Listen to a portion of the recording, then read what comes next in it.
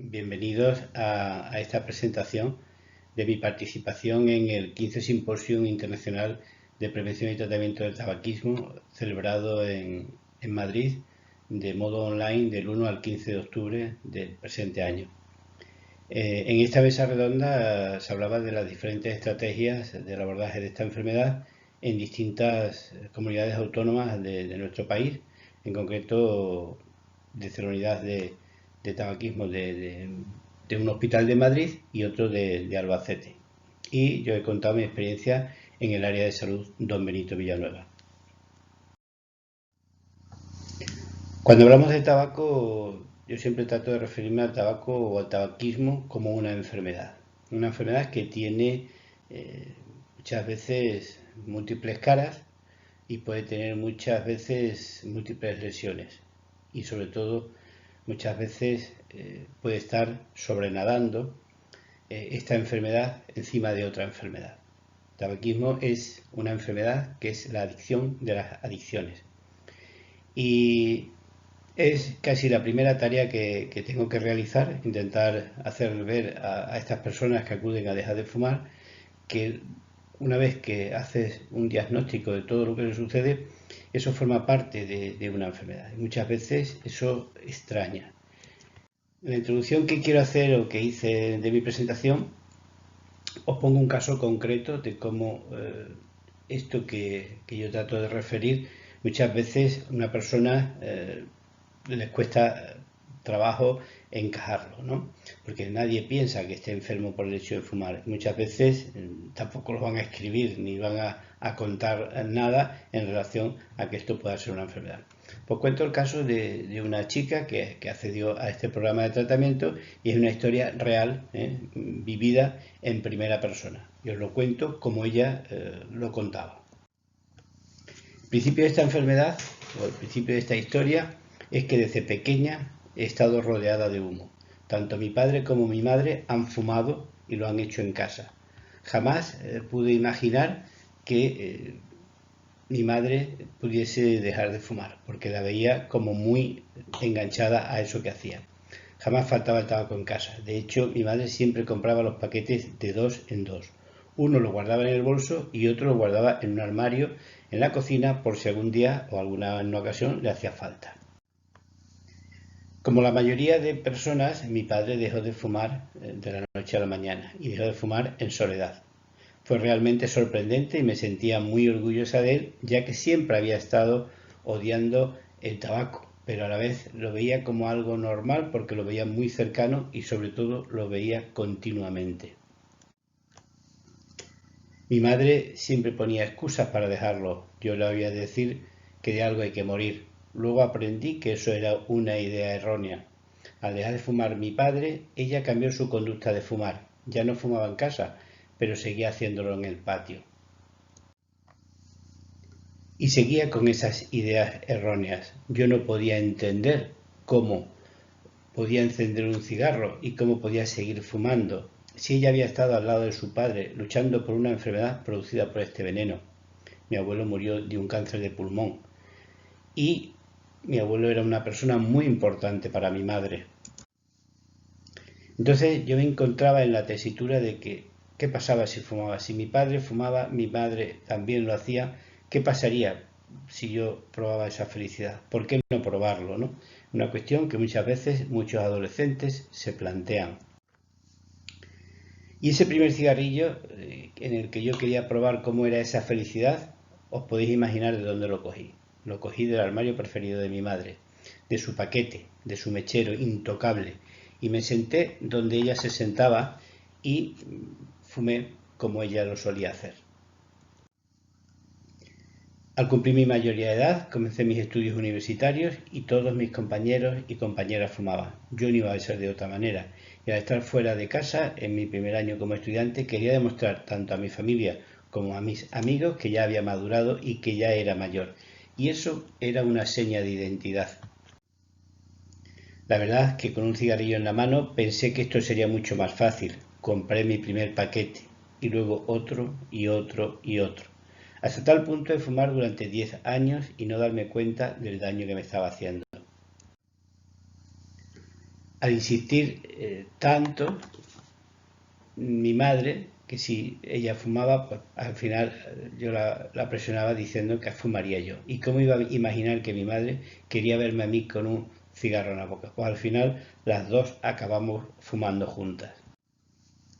Cuento esto para demostrar lo importante que es el ejemplo para los niños y las niñas el normalizar este acto. El acto de fumar es un acto que está muy normalizado.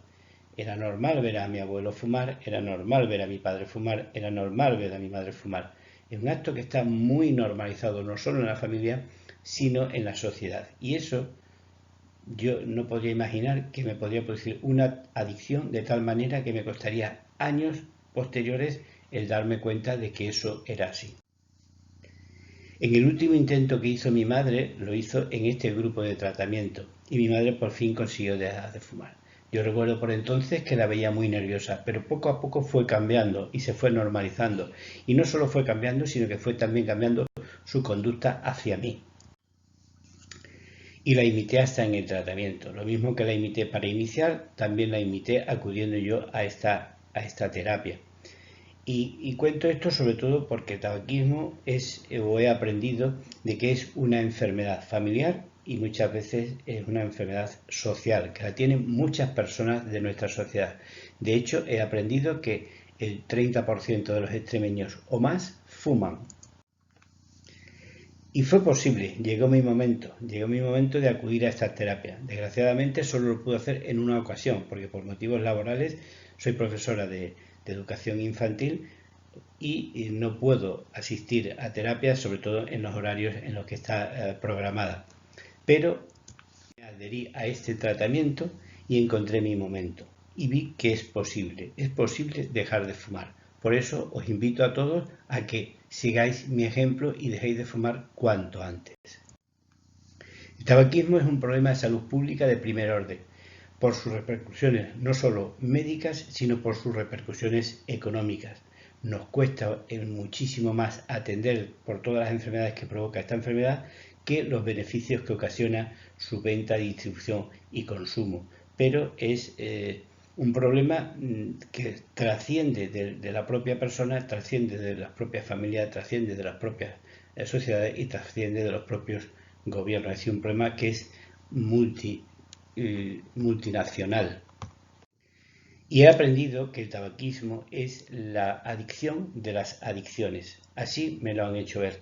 El tabaquismo es como estar preso dentro de una enfermedad en la cual el individuo tiene perdida, entre otras cosas, su capacidad volitiva, su capacidad para decidir eso que quiere hacer. Y muchas veces al dejar de fumar es cuando se da cuenta realmente de que sufre una adicción. Pues precisamente ahí es donde el autor de esta ponencia se halla trabajando. Yo trabajo con personas con conductas adictivas, me licencié en medicina en el año 89 en la Universidad de Extremadura, empecé a trabajar como médico de atención primaria hasta el año 92 y desde entonces hasta la actualidad trabajo como médico de drogodependencia o médico de conductas adictivas. No tenía formación posgrado hasta el año 97, que la Universidad de Extremadura abrió un curso máster de drogodependencias y lo realicé en Badajoz. Y posteriormente, en el año 2004, realicé un máster de tabaquismo en la Universidad de Cantabria, que me sirvió pues, para consolidar los conocimientos que ya tenía por la práctica que venía realizando, pero ya con una formación académica mucho más importante y mucho más contundente. Y desde 2003 empiezo a trabajar en la asistencia a las personas con conductas adictivas en sus propios centros de salud. Es decir, saco mi actividad fuera del centro de especialidades donde lo hago y lo hago en distintos centros de salud. Yo digo que trabajo en el este del este de la provincia de Badajoz, en el área de salud Don Benito de Villanueva, en la parte más al este. Concretamente en los centros de salud de Navalvillar de Pela, de Orellana la Vieja, de Talarrubias y de Herrera del Duque. En esos centros de salud empiezo a hacer los tratamientos en grupos, pero de una manera muy reducida, porque evidentemente son poblaciones que no llegan a los 5.000 habitantes y lógicamente hay mucha menor demanda. Pero ya empiezo a tratar a pacientes a unos con otros y a hacer pequeños grupos. y es en el año 2016 cuando empiezo a hacer realmente los tratamientos en grupos mucho más grandes. Y lo empiezo a hacer en el Hospital Don Benito Villanueva, fundamentado sobre todo por una petición del Ayuntamiento de Villanueva de la Serena. Por entonces el concejal de Sanidad que estaba en aquella fecha, pues estaba muy interesado en que se pudiesen hacer este tipo de actividades que yo venía realizando en esos centros de salud en esta localidad y en concreto a ser posible dentro del Hospital Comarcal Don Benito Villanueva. Y ahí es donde empiezo a hacer este tratamiento en grupo, que yo ya denomino un grupo abierto, un grupo que da sentido de universalidad, es decir, muchas personas ven que el problema que tienen es el mismo, una modalidad de tratamiento que reduce muchísimo la costo-efectividad, es decir, con muy pocos recursos se pueden obtener grandes rendimientos, un tratamiento en grupo que permite compartir la información con otras personas, que consigue que se desarrolle la cohesión y se desarrollen otros valores como la solidaridad y sobre todo que se imita se anima a la imitación del igual, sobre todo se trata de imitar lo positivo. El grupo ejerce un efecto de presión sobre cada uno de sus componentes y hace de que se pueda sentir la ayuda de esas personas y tú posteriormente devolver esa ayuda, con lo cual se desarrolla otro valor fundamental que es el altruismo. La verdad es que el tratamiento en grupo es muy satisfactorio para la mayoría de las personas que pertenecen a él. El contenido de las sesiones, como hemos visto, es un contenido múltiple, hay más de 30 temas distintos, en cada sesión se va tratando fundamentalmente un tema, pero hay muchas veces que se mezclan varios. Se habla de las expectativas irracionales, se habla del tratamiento del tabaquismo como un proceso adictivo, cómo funcionan los hábitos, cuál es el automatismo a la hora de fumar, cuál es el gasto económico que se produce por mantener esa conducta, qué se ahorra cuando se cesa esa conducta, qué otros beneficios se obtienen, cómo es esa pauta de consumo, cuáles son los disparadores del deseo de fumar, cómo habla el fumador y cómo se habla el fumador, cómo se alimenta, qué beneficios va experimentando conforme va pasando el tiempo. Se habla de las señales que activan el deseo de fumar. Muchas veces el deseo de fumar no es intrínseco a la propia persona, sino que desde fuera puede aparecer una estimulación que el individuo conciba como propia y le aparezca el deseo de fumar, cómo el ejercicio físico sirve para ayudar a dejar de fumar, cómo se puede mejorar la función pulmonar que estamos desgastando desde que empezamos a fumar, cómo a través de la respiración se puede hacer relajación. Hablamos de la terapia farmacológica, muchas veces muy importante y muy demandada por parte de estas personas que acuden a estos grupos. Hablamos de técnicas del control del consumo, con técnicas, por ejemplo, de la espera de 5 minutos. Hablamos de educación dietética, de las ventajas de dejar de fumar, de la evolución del consumo, de cómo prepararse para el día D, de cómo van a ser esos primeros días sin fumar, de cómo ir tomando la terapia farmacológica, qué dificultades podemos ir encontrando en función a lo que vamos haciendo, cómo va creciendo nuestro ahorro, cómo va apareciendo o no aparece tal síndrome de abstinencia, qué podemos hacer en esos primeros días, cómo podemos manejar la tristeza, cómo podemos manejar el estreñimiento. Es decir, vamos a aprender a manejar un montón de situaciones que muchas veces son situaciones de riesgo y que nos pueden volver a llevar a los consumos, pues vamos a aprender a manejarlas. Vamos a saber qué es un desliz, qué es un picoteo, qué es una recaída. Vamos a ir cambiando todas esas ideas erróneas que tenemos desde el principio y sobre todo vamos a aprender de que si volvemos a fumar, pues probablemente esta enfermedad se vuelva a desarrollar. Al final acabamos con una exploración física y hacemos una evaluación final. Bueno, pues los resultados más o menos que se obtienen, o podemos decir que en los 18 grupos que se llevan tratados hasta el momento, pues una media más o menos de un consumo de 20 cigarrillos al día de las personas que acuden a ello. La edad media está en torno a los 51 años, como vemos, como decía al principio, ya son personas que presentan arrugas y 2 de cada 3 son mujeres. Es decir, esta es una enfermedad que actualmente es una enfermedad femenina. 2 de cada 3 mujeres, hay un importante sesgo por parte del factor sexo en ella y tendríamos que tenerlo en cuenta porque los hombres y las mujeres no responden igual a los tratamientos. Cuando le hacemos las pruebas diagnósticas, pues vemos que el test de Fagerström, que nos mide la dependencia física a la nicotina nos da una dependencia alta, 7 puntos para arriba. El test de Richmond suele dar, que es un test de motivación, 8,5 puntos, es decir, tiene una moderada motivación. Y el índice tabáquico, que es la severidad del consumo, la toxicidad del consumo, nos indica que es de 35 paquetes años. Normalmente cuando hablamos de 10 paquetes años ya estamos hablando de toxicidad por el consumo de tabaco. Pues en este caso multiplicamos por 3,5 en estas personas que ya conocemos, ¿no? Si les preguntamos qué tratamientos previos han hecho, pues curiosamente 2 de cada 3 no han hecho ningún tratamiento previo, es decir, no se han puesto en manos de ningún profesional previamente, y sí han hecho intentos. 2 de cada 3 han hecho intentos, pero lo han hecho por su cuenta, y normalmente han hecho más de 2 intentos, es decir, son personas que ya vemos que quieren dejar de fumar, pero muchas veces se están encontrando dificultades para ello. Y sobre todo, lo más importante desde mi punto de vista como sanitario es que estas personas que acceden a estos grupos de tratamiento son personas con muchos problemas de salud. En concreto, el 82% de las personas a las que trato presentan más de un problema de salud distinto al tabaquismo. Problemas de salud que pueden ser diabetes, dislipemia, problemas de tiroides, problemas de obesidad. Los problemas metabólicos están en 1 de cada 2 fumadores a los que yo trato. Y 1 de cada 3 fumadores tiene problemas psiquiátricos como depresión, otros trastornos afectivos, como pueden ser la ansiedad, el trastorno de ansiedad generalizada, la agorafobia, etc. El 30%, 1 de cada 3, presenta problemas cardiovasculares, o es hipertenso, o tiene arteriosclerosis, o ha tenido un episodio de cardiopatía isquémica o algún episodio de accidente cerebrovascular agudo.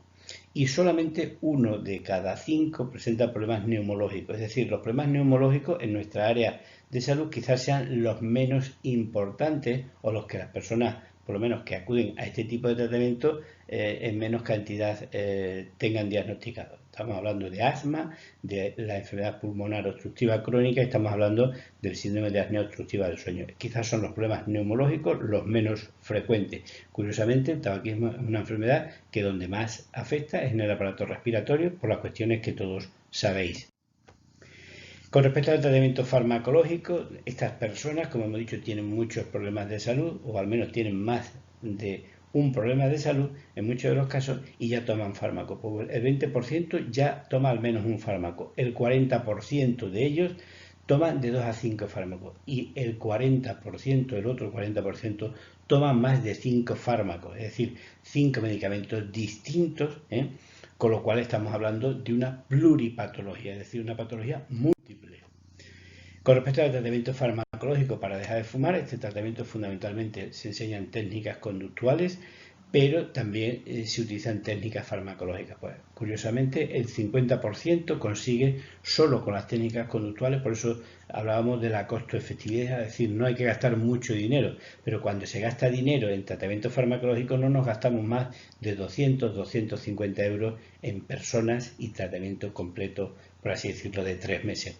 De estas 50% de personas que toman tratamiento farmacológico, la mayoría, el 75%, lo hacen con la vareniclina, el último medicamento que está aprobado como fármaco de primera elección para el abordaje de esta enfermedad. Y aparte de hacer este tipo de grupo de tratamiento, pues otra de las actividades que se hace desde esta consulta de conductas adictivas fue pues el crear la semilla de una asociación, de la Asociación de Afectados por Tratamiento del Tabaquismo,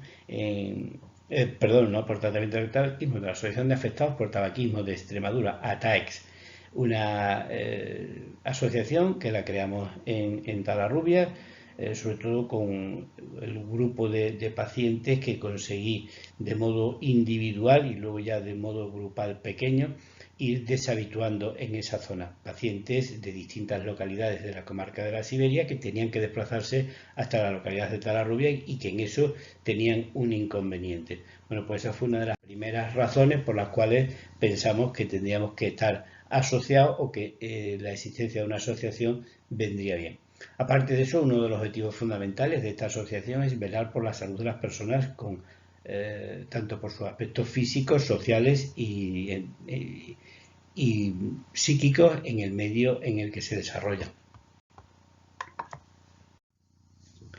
También se realiza como objetivo la prevención del consumo de tabaco desde la infancia y de la familia, actuando con chavales en los colegios, en los institutos, por lo menos hasta antes de esta pandemia. Y sobre todo en colaboración con otras entidades, ¿no? También se fomenta el desarrollo de la lucha frente al tabaquismo, en este caso pues haciendo denuncias de campañas de promoción del uso del tabaco, fomentándolo, regalando en este caso botellas de vino, botellas de vino con contenido alcohólico, es decir, estamos promocionando, por así decirlo, dos drogas. También se ofrece información para la deshabituación, se dan charlas a la población general contando ellos su experiencia y contando los recursos que en cada zona de salud pueden tener esas personas a las cuales estamos llegando. Y se vela por la defensa de los intereses de los no fumadores, sobre todo de los niños. En este caso en concreto, pues se hicieron actuaciones en colaboración con la Asociación Oncológica de Extremadura, con su sede en la comarca Don Benito y Villanueva. En un Día Mundial sin Tabaco pues llevamos varios años que venimos haciendo actividades y sobre todo en relación a también con centros de educación primaria y secundaria. Y también esta asociación pues tiene entre sus objetivos el promocionar campañas de difusión con respecto a los avances que hay en tabaquismo, y se ofrecen mesas informativas sobre todo los días mundiales sin tabaco. En concreto, esta foto que veis pues fue de una mesa que se realizó el año pasado en el Hospital Don Benito Villanueva. Sacábamos en el Día Mundial sin Tabaco la consulta a la calle, hacíamos demostraciones de cómo medir la cosimetría, cosa que este año no se ha podido hacer, y en este 2020 nos hemos tenido que reinventar. Bueno, pues gracias al Ayuntamiento de Villanueva de la Serena, a su programa de ciudades saludables, al programa de prevención de drogodependencia, hemos conseguido hacer una campaña que ha tenido casi mucho más impacto que el que la gente nos pudiese ver en una determinada plaza de Villanueva de la Serena. Hicimos 5 tarjetones en los cuales se contaba la historia real de 5 personas que habían conseguido a través de este programa abandonar el consumo de tabaco, cómo lo hicieron, cómo se siente, qué ventajas tienen, y eso mostrándoselo al resto a través de las nuevas tecnologías. También tiene objetivo esta asociación pues el organizar encuentros entre los propios afectados y sobre todo de cara a poder obtener el diploma una vez que se ha conseguido un año de ciencia. En concreto, este evento fue patrocinado por la Concejalía de Sanidad del Ayuntamiento de Villanueva de la Serena y tuvo el apoyo de la gerencia de área de salud, ¿no? Y como fruto de la actuación de esta asociación, pues también en el año 2019 conseguimos hacer la primera jornada de deshabituación tabáquica para pacientes, hecha por los propios pacientes. En esta primera sesión que hicimos en Villanueva de la Serena, contamos con su alcalde, que nos apoyó como autoridad local y autoridad provincial, es el presidente de la Diputación de Badajoz. Contamos con el gerente de área de salud, contamos con otras autoridades sanitarias de la región, y también contamos con dos grandes profesionales que tratan este asunto desde sus respectivos puestos de trabajo. En concreto, Fermín Jaraí, que es farmacéutico comunitario, que nos habló de la importancia del desayuno saludable, de cómo implementar un desayuno, sobre todo cuando tenemos problemas de salud y sobre todo cuando no lo tenemos, para mantenernos sin ellos. Y en concreto también Emilio Salguero, de la unidad de estilos de vida saludables del Centro de Salud de Valdepasillas de Badajoz, nos contó cómo a través del ejercicio físico se pueden obtener mejoras para dejar de fumar y sobre todo mejoras para mantener una excelente calidad de vida. Bueno, pues ya pusimos una semilla, esa semillita fue dando sus frutos y al año siguiente tuvimos frutos, y este año pues esas 5 mujeres que veis a la derecha, Puri, María de la Antigua, Ana, Juli y Tomasi, se encargaron de organizar el segundo desayuno saludable y se encargaron de organizarlo en la localidad de La Haba. Una localidad pequeñita, mucho más pequeñita que Villanueva de la Serena, pero en la cual nos acogieron fenomenalmente. Y sobre todo, lo más importante, el fomento del asociacionismo. Volvemos otra vez a esta asociación, pues en colaboración con la Asociación de Mujeres de esa localidad, nos sirvieron un desayuno saludable, patrocinado por muchas empresas de la localidad y sobre todo apoyado por las autoridades locales, autoridades que consiguieron invitar a autoridades regionales y que nos acompañaron y quedaron prendadas de la muestra que hicimos de lo que es o consiste este tratamiento, ¿no? En este caso, pues, dimos un enfoque mucho más personal desde el punto de vista de los usuarios que lo organizaban, y después de hacer esa demostración del desayuno saludable que estuvimos compartiendo con más de 100 personas, pues luego pasamos a la parte teórica, en la cual una paciente nos contó cómo a través de la biodanza ha conseguido superar un problema de salud mental bastante importante, como es el trastorno límite de la personalidad. Otra paciente que estaba en deshabituación en aquella fecha, febrero del 2020, nos contaban cómo fueron sus primeros 100 días de tratamiento, y hoy afortunadamente ya casi nos puede contar o nos cuenta cómo ha sido su primer año, cómo es su alta terapéutica. Curiosamente, esta persona, que es Mari Carmen Orrillo, ha conseguido que no solo ella deje de fumar, sino que su marido no fume, su hija y su hijo. Es decir, hemos conseguido matar 4 pájaros de un tirón, que no me gusta esta expresión, pero hemos conseguido de que se contagie la ilusión por el abandono del tabaquismo, ¿eh? Y también vimos a través de un monitor de educación física que actúa en la localidad la importancia del ejercicio físico en la vida cotidiana. Y al final acabamos con una muestra de en qué consiste la biodanza, y también acabamos con una muestra de cómo se hace ejercicio saludable al aire libre, acudiendo a una ruta de senderismo de 3 kilómetros hacia la Lagunilla, que es un lugar emblemático de Villanueva de la Serena.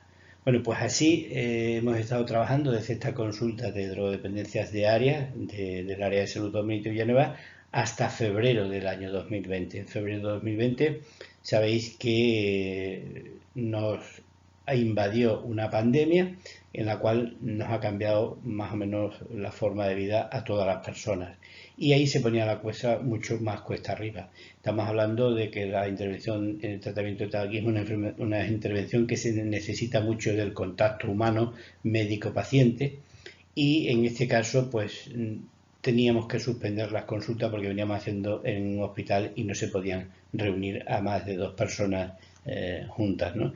Entonces tuve que empezar a trabajar desde casa y tuve que hacer el trabajo de otra manera. Tenía que un poco exprimirme los sesos de cómo hacer posible.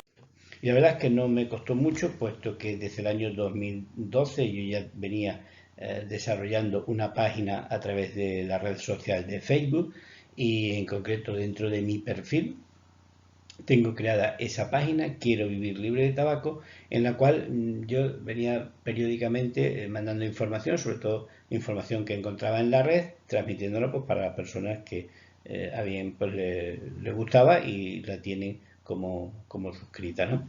Bueno, pues a través de esa página de Facebook fui haciendo sesiones en directo, hacíamos sesiones en directo por audios de WhatsApp, hasta encontrar más o menos el sistema más idóneo o más adaptado a este tipo de grupo. Y encontramos el sistema de poder grabar las sesiones, subirlas a un canal de YouTube, y desde ahí pues irlas dosificando y trabajando de tal manera que semanalmente desde marzo para acá venimos colgando una sesión nueva y una sesión de recuerdo, para que en 6 meses podamos tener alrededor de 30 sesiones repetidas, con lo cual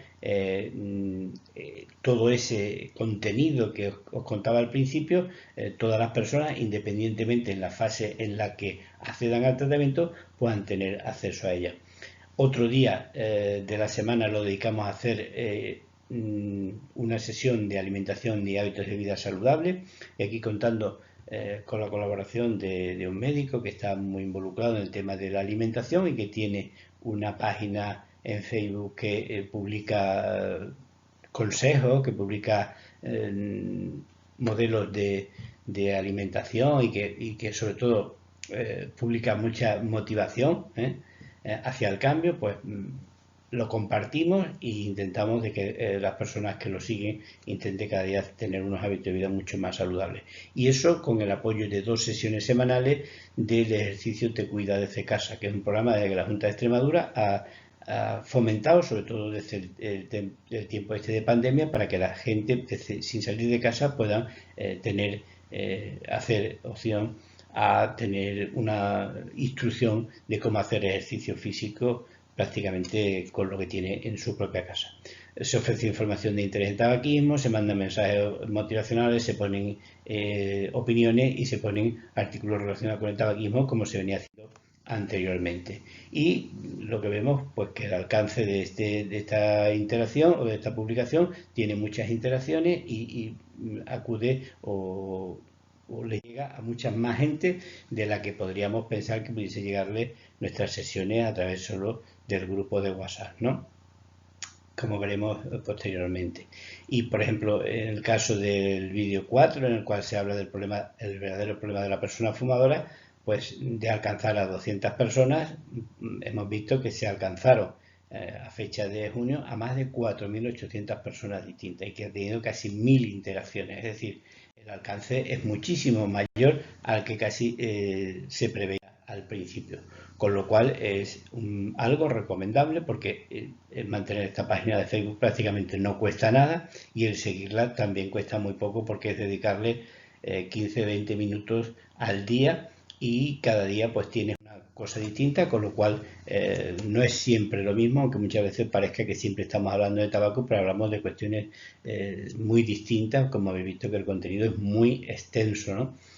Complementando a esta página de Facebook, pues utilizamos el WhatsApp, en el cual hay 3 grupos de tratamiento, uno que llamamos tratamiento de tabaquismo, en el cual hay sobre 250 personas, que es lo máximo que permite WhatsApp, y en estas se permite interactuar entre ellos, es decir, cualquier persona puede mandar mensajes. Intentamos que sea en un horario más o menos en el cual se pueda permitir el descanso y no se haga por la noche ya pasada cierta hora.